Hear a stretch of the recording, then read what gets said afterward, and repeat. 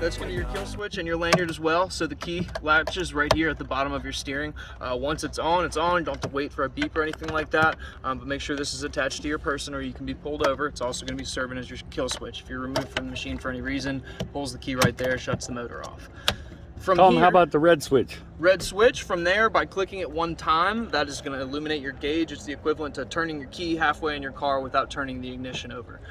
Worth considering, you got to have that key on the post if you want to use your accessories without turning the motor over. So if that key is not on the post, your speakers and your gauge will shut off after 1 minute. If you have the key on the post there, it'll run for 1 hour before it shuts off. So you can play your music for an hour without shutting the battery off there. So key is on the post, gauge is on. I'm going to start from the left and work my way over here to the right to show what you're looking at on the gauge here. Starting from the far left, that is your fuel gauge. Notice it's completely full. You got a full tank of gas, obviously. Right here is going to be your trip meter, and I'll show you how to change the settings on here. There's a handful of settings worth changing. That is one of them. You want that set to your total hours on the machine instead of trip hours.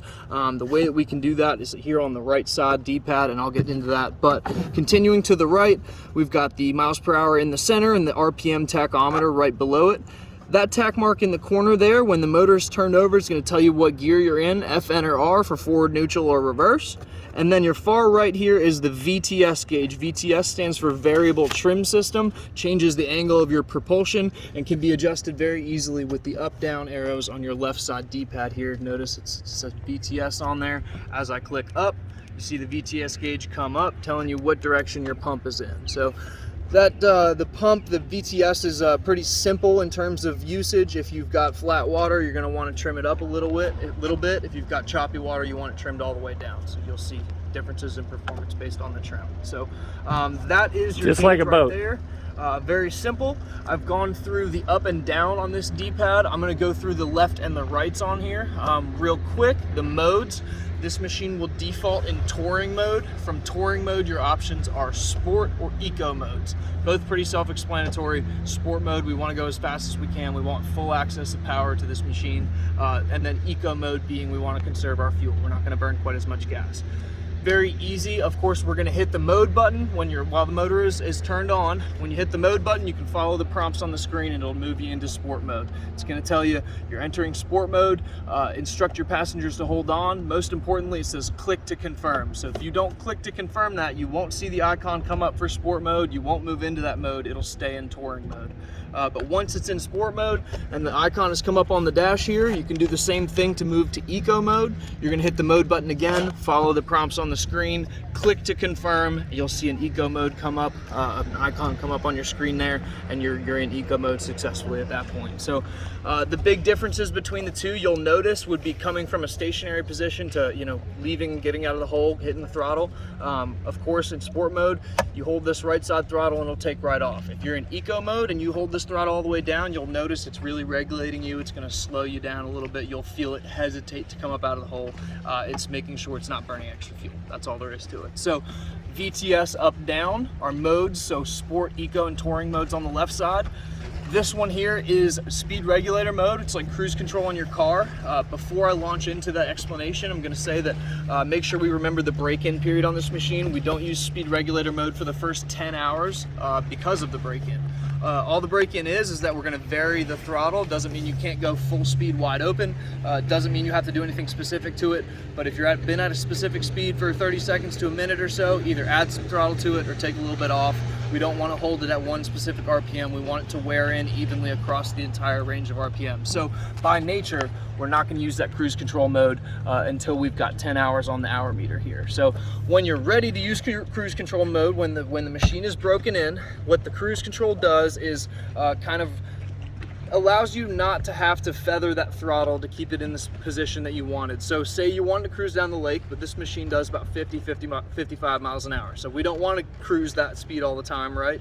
Say you got up to 35 miles an hour, you're comfortable there, but you don't feel like holding that throttle in between. So get it to where you want it, hold that speed regulator mode button, you'll see an icon come up on the screen. From there, you can pin your throttle and it won't exceed that speed. So From there, just like your car, except for you're not able to take your feet off the pedals like cruise control. If you take your hand off that throttle, it's gonna reset. If you hit your brake, it's gonna reset. So pretty simple. That is speed regulator mode, and it's that little mile/hour gauge on the buttons here. So that is your entire left side controls. I'm gonna go into this this right side keypad. This keypad, like I kind of mentioned earlier on, for the most part, once you've set the settings on the gauge here, there's nothing you need to do here with this D-pad. It's not going to be a ton of usability. You don't need to use it while you're underway. But I'm going to go through and shuffle through your settings here to show you kind of the things that you'd want to set. I set them to what I kind of consider to be the defaults, but I'm going to show you how to mess through it if you wanted to change something. So by hitting this right side, the right arrow on the D-pad, we brought up settings. I'm going to hit OK. From there, I mentioned that you have your trip meter can be changed.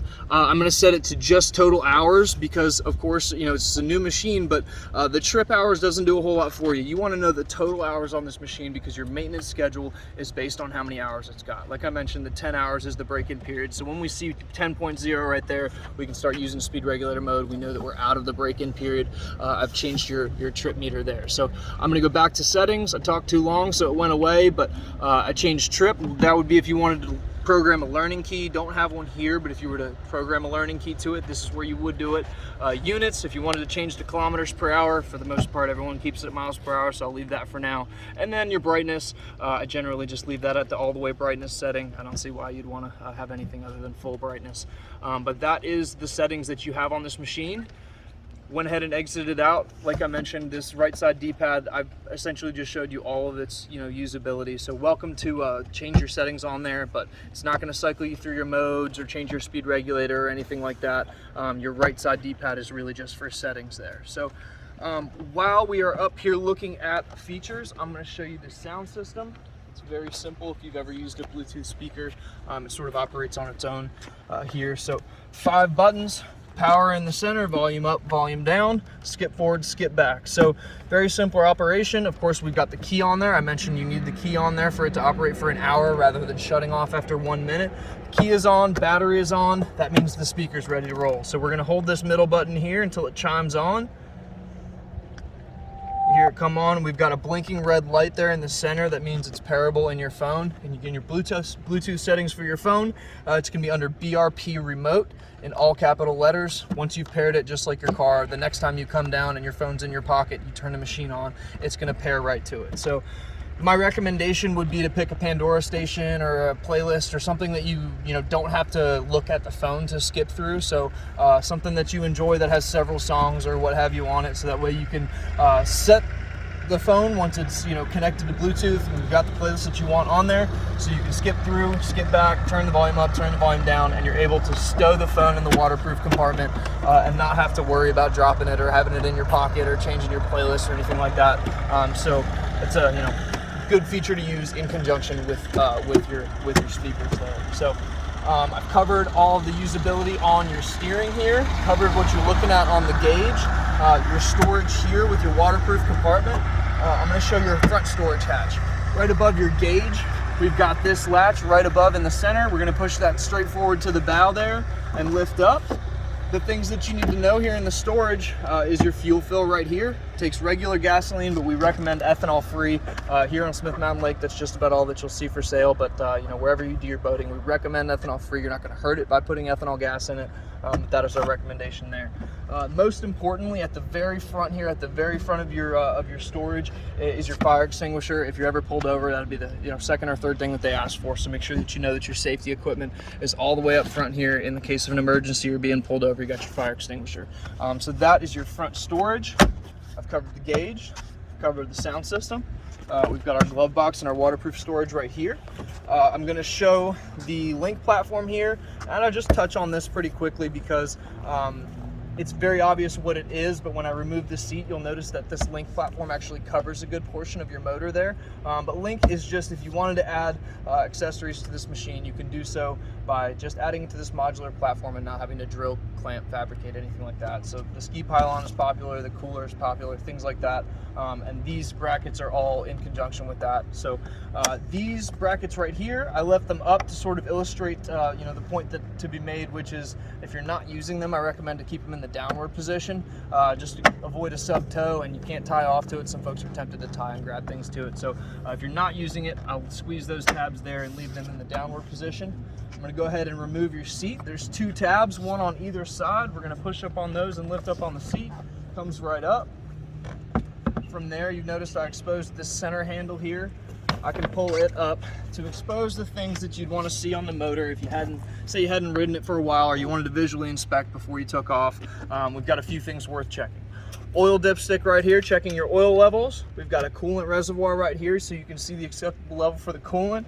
And most importantly, I'll point to it just because it's going to be difficult to see, but your battery is right here. It's going to be right up underneath where your left thigh would sit as you sit on the machine. So if you decided that you wanted to remove the battery for the winter season or take a lead off of it, hook a trickle charger to it or something like that, that's where your battery is located, which sort of brings me to my next point, which is this is a 170 horsepower naturally aspirated closed loop cooled Sea Doo motor. So it does not need to be winterized. There's nothing in this machine that holds raw water that isn't rubber fitted and will freeze and break. So no worries in terms of winterizing the machine, but some folks do, just to be thorough, they remove one side of the battery or they hook a trickle charger to it for the winter season, or if they're not using it for a few of the winter months. That's just something worth mentioning. It does not need to be winterized. So kind of mentioned what I needed to cover there with the motor. Of course, I recommend you bring it here for service, but if you did decide to do some service yourself, that's how you get the seat off there. So I'm gonna put the seat back. We've got a single tab here in the center. It goes straight here in the middle. Very easy. Line this front portion up, and you heard it click, but you can lift up and tell that it's it's seated itself. Same thing with the rear. We've just got 2 tabs instead of 1, so we're gonna line those up here. Push down, be able to lift up and make sure that we can tell that it's on, of course. So moving back, this is going to be our tow point. You can tow a tube, skier, wakeboard, or anything you need can all be tied off right here. We've got a boarding step on it, of course. It's rated for 350 pounds. My recommendation is to kind of start with a knee. It's able to keep your balance that way. It's very difficult to get 1 foot on there and kind of do it that way, so I always mention the knee is a little bit easier. Moving to the rear here, I mentioned that there does not need to be winterization done on this machine each year. It's not going to freeze and break. But this flush fitting here is worth mentioning because we've had some folks think that they're missing a drain plug or something like that. But that flush fitting would be if you say you took them to the ocean and you wanted to run the hose through it and flush it out. You wanted to do some service, so you were going to run the motor on a hose, or you just wanted to run antifreeze through it to be thorough, just to make sure, I guess, you could run antifreeze through there to winterize it. That's what that flush fitting is. It's not a drain plug. You're not going to take in water through there, but there are drain plugs on this machine. Below either bracket to your boarding step is a drain plug. Each of them, there's 2 on each. And there's no real reason you need to be messing with those. If you see water in your motor hatch, you need to give me a call anyways. But those are your drain plugs if you need them. So the most important things that I've covered would be the break-in period. We'll make sure we remember that 10 hours. This machine does not need to be winterized, and just varying the throttle for that first 10 hours. I think I've covered just about everything. I'm going to talk about the IBR, which is the intelligent brake in reverse. That's sort of a wordy explanation, but I haven't seen anyone get on the machine and not kind of figure it out intuitively very quickly. So if you remember nothing else, the throttle is on the right side, of course. The left side, there's a trigger just like it. When you're at speed, that serves as your brake. IBR is intelligent brake in reverse, so we can be going full speed down the lake with the throttle held on the right side. If we need to stop for any reason, grab that left side all the way and hold it. Don't hesitate. It's not like a front brake on a bicycle. It's not going to send you over the handlebars or anything like that. Have no hesitation in regards of grabbing that left side and using it as a brake. It's just going to drop this IBR gate and slow you down. So that's very simple, obviously very easy to use, but it also serves as your gear shift when you're approaching the dock slowly. You're ready to slow down and tie off. So if you remember nothing else about IBR when you're approaching the dock, that is that the left side trigger, you click it once to go into neutral or hold it down to go into reverse. So for food for thought, we've got down to the dock. The Sea Doo is ready to ride. We're sitting down. We got our lanyard on. Ready to start the motor, ready to start and take off. So hold that red button down, the machine's going to start in neutral. So you don't have to, consider where you're pointed. It's not going to jolt forward on you as soon as it starts or anything like that. So we're started. We've got the machine in neutral. Neither trigger has been touched yet, not the throttle or the IBR. But we're pointed at there's nothing out in front of us. As soon as you hit forward, it's going to move into forward gear. From there, that's where the click for neutral or hold to go into reverse comes into play. First time you get on it, I recommend put it in forward gear, put it in neutral, put it in forward gear, hold it in reverse. Once you get a couple times forward and back, you'll realize it's very intuitive, very easy to use, and that's your IBR. I think I've covered just about everything. You got any questions for me?